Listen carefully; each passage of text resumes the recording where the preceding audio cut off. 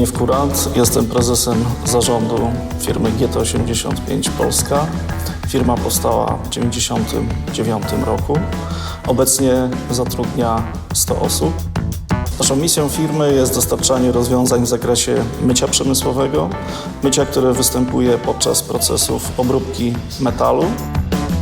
Firma nasza jest liderem, jeśli chodzi o dostarczanie kompletnych rozwiązań. Dzięki rozwiązaniom Enfona możemy odbywać w łatwy sposób telekonferencje. Wszyscy nasi klienci to bardzo poważne korporacje światowe.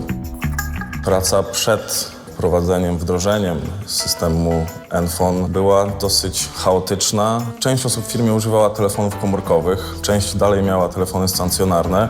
Komunikacja była bardzo utrudniona, szczególnie jeśli chodzi o dodzwonienie się do osoby.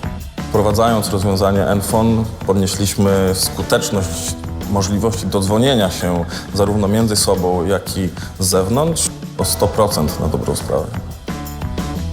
Pracując na moim stanowisku mam bezpośredni i ciągły kontakt z moimi podwładnymi.